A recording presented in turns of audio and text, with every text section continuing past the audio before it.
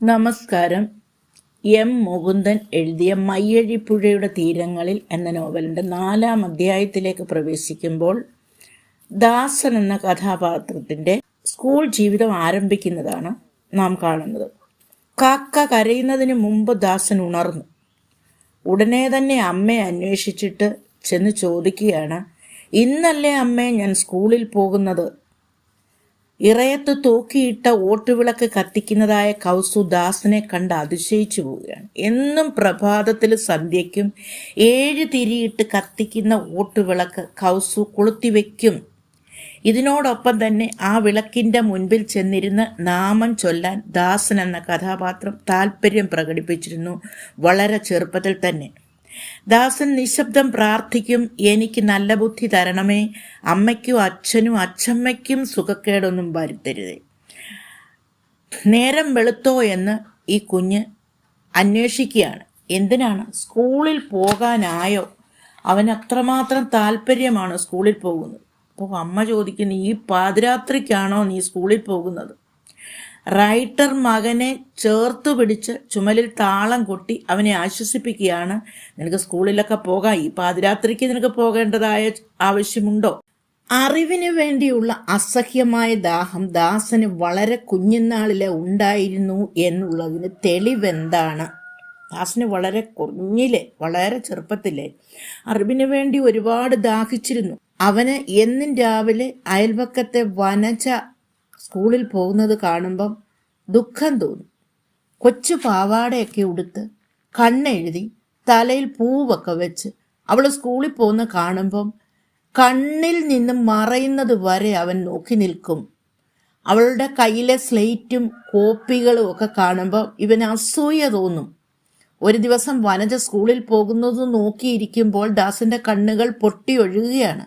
അവൻ കരയുന്നത് കണ്ടിട്ട് കൗസു ഓടിച്ചെന്ന് കാര്യം തിരക്കുന്നു. എന്തിനാ മോനെ കരയുന്നത്?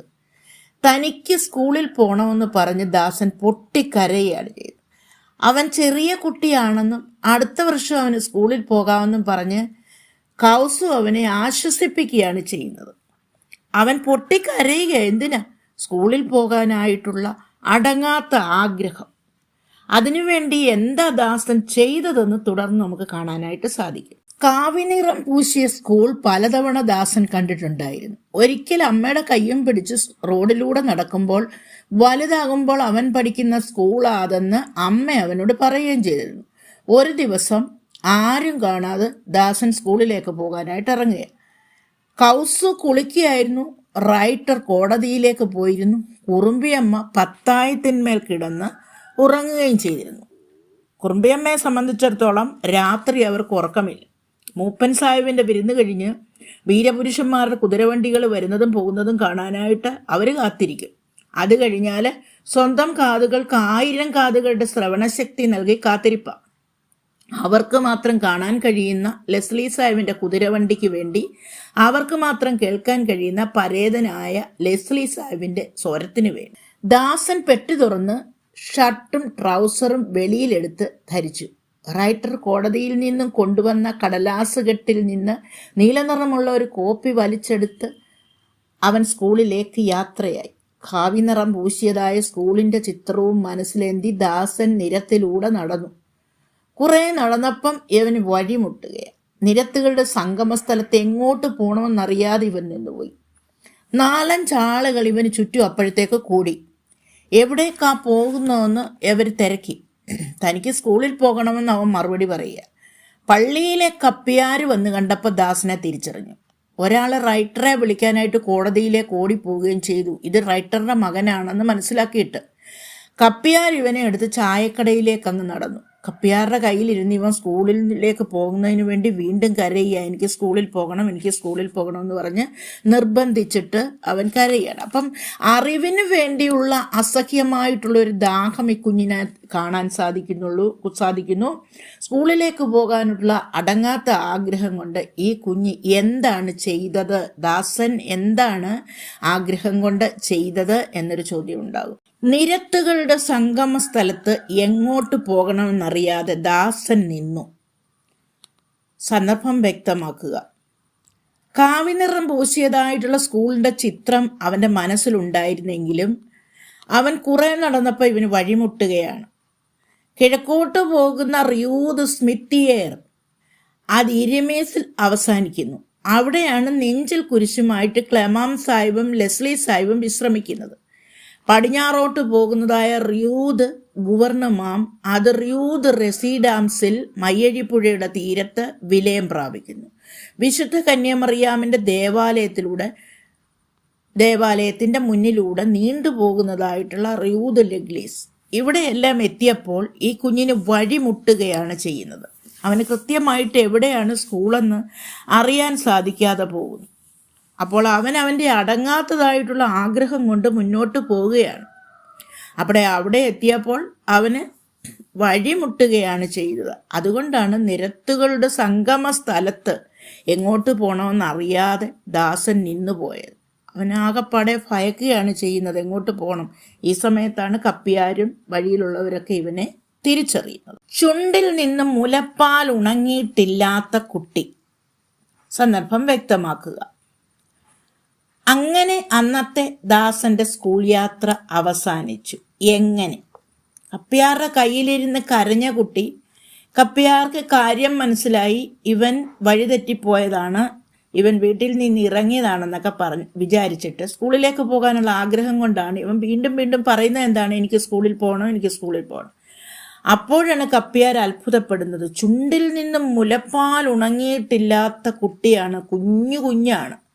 ഇവൻ ഇത്രമാത്രം ആഗ്രഹമോ സ്കൂളിൽ പോകാനെന്നാണ് കപ്പിയാർ അത്ഭുതപ്പെടുന്നത്. ഉടനെ 5 മിനിറ്റ് കഴിഞ്ഞപ്പോൾ റൈറ്റർ കോടതിയിൽ നിന്ന് ഓടിയെത്തി അവനെ വിളിച്ചുകൊണ്ട് തിരിച്ചുപോയി. അങ്ങനെ അന്നത്തെ സ്കൂൾ യാത്രയും അവസാനിച്ചു എന്നാണ് പറയുന്നത്. അപ്പോൾ കപ്പിയാരൊക്കെ തിരിച്ചറിഞ്ഞു കഴിഞ്ഞപ്പോഴേക്ക്, ആൾക്കാരൊക്കെ തിരിച്ചറിഞ്ഞപ്പോഴത്തേന് ഇവന് വഴിയൊക്കെ മുട്ടിക്കഴിഞ്ഞപ്പോഴേക്കും അവൻ്റെ അന്നത്തെ സ്കൂൾ യാത്രയും അവസാനിച്ചു എന്നാണ് പറയുന്നത്. 1 കൊല്ലം കടന്നുപോയി.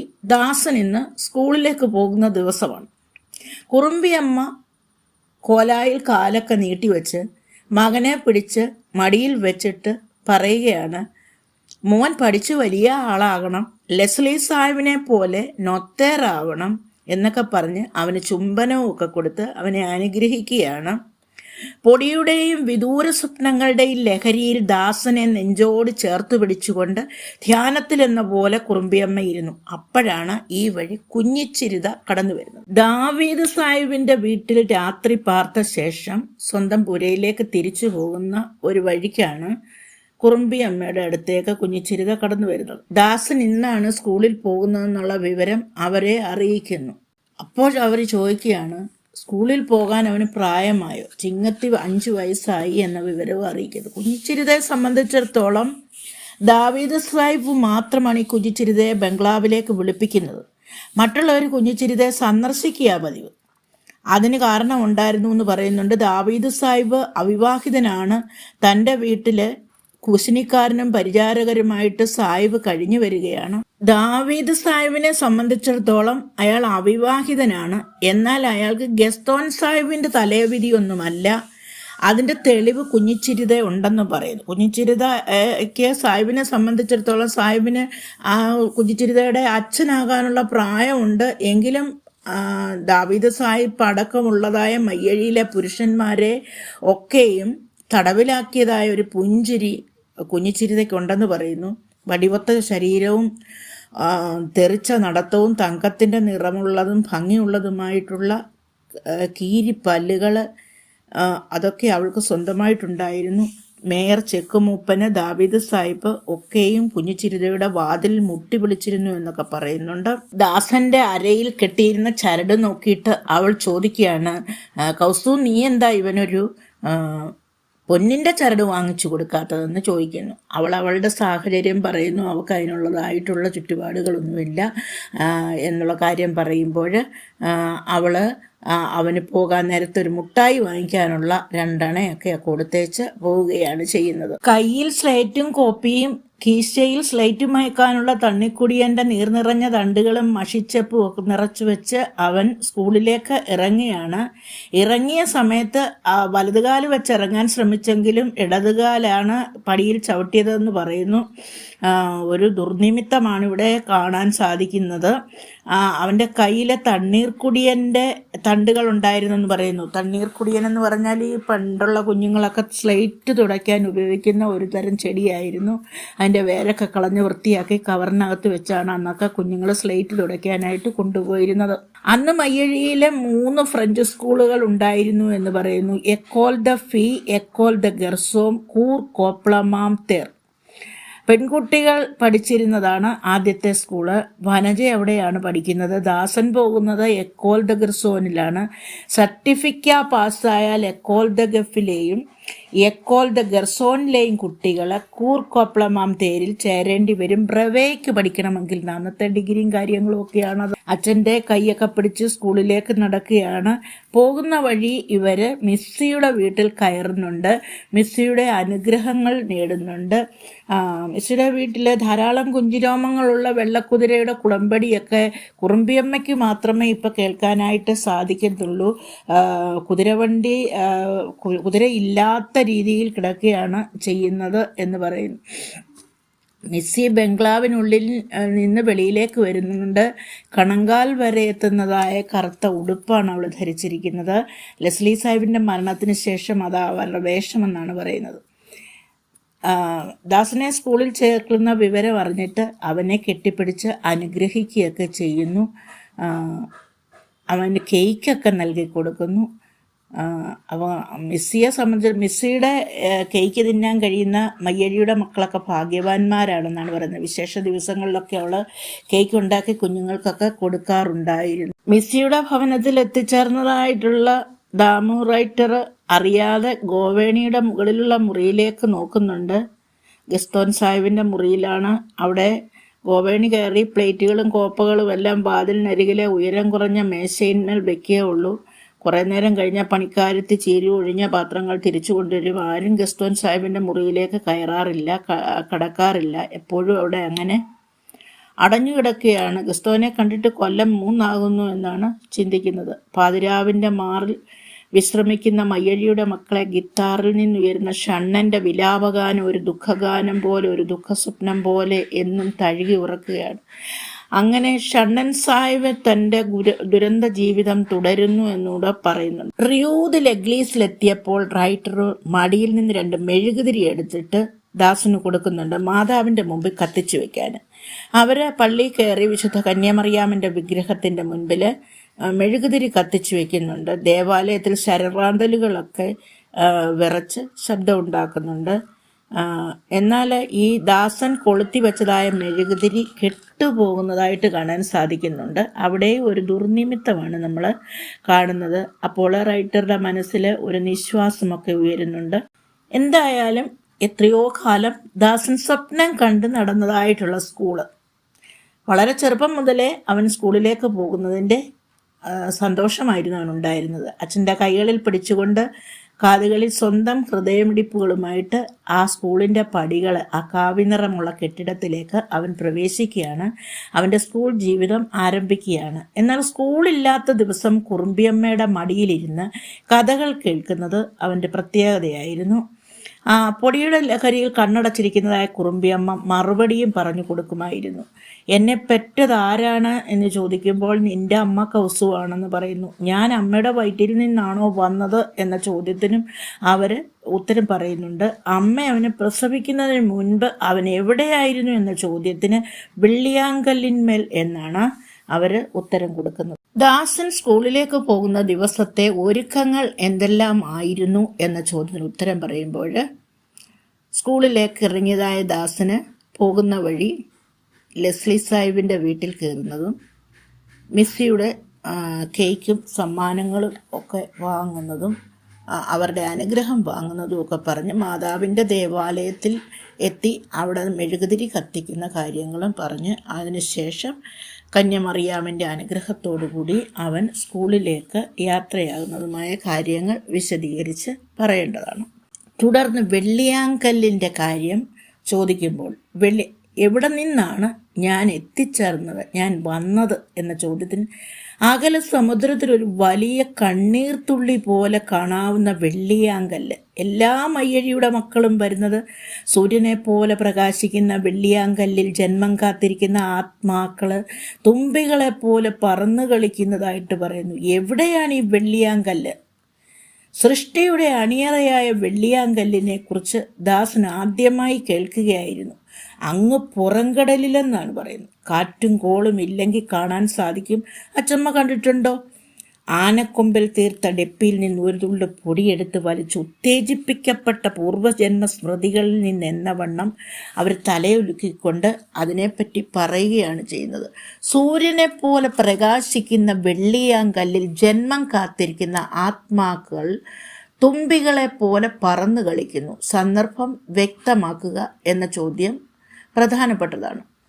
സ്കൂളില്ലാത്ത ദിവസം കുറുമ്പിയമ്മയുടെ മടിയിലിരുന്ന് കഥ കേൾക്കുന്ന ദാസൻ.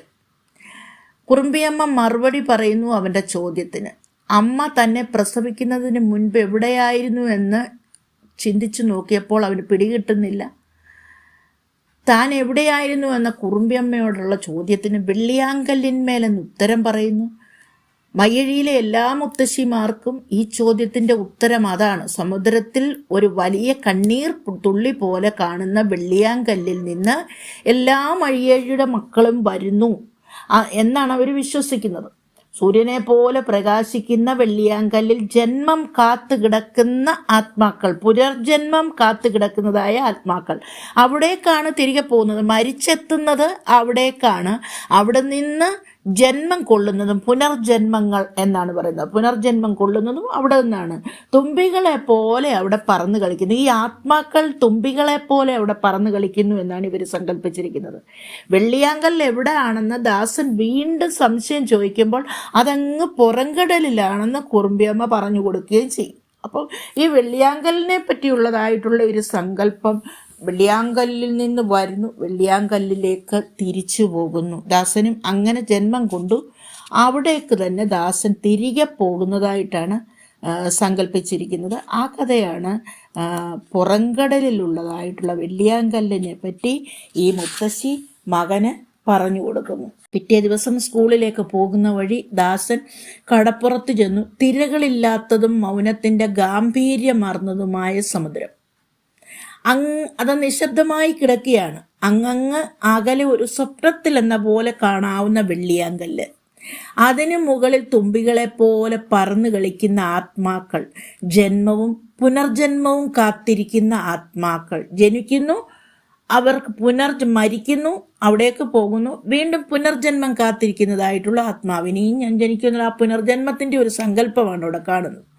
ജന്മങ്ങൾക്കിടയിൽ അല്പനേരം വിശ്രമം തേടി വന്ന ആത്മാക്കൾ ആളൊഴിഞ്ഞ് ജനിക്കുന്നു, പുനർജനിക്കുന്നു, അതാണ് സങ്കല്പം. അപ്പോൾ ആ സങ്കല്പത്തിൽ ജനിച്ചു കഴിഞ്ഞ് മരിക്കുന്നു, മരിച്ചു കഴിഞ്ഞിട്ട് പിന്നെ അല്പനേരം കാത്തിരിക്കുന്നു വീണ്ടും ജനിക്കാൻ വേണ്ടി. പുനർജന്മ സങ്കല്പമാണ്.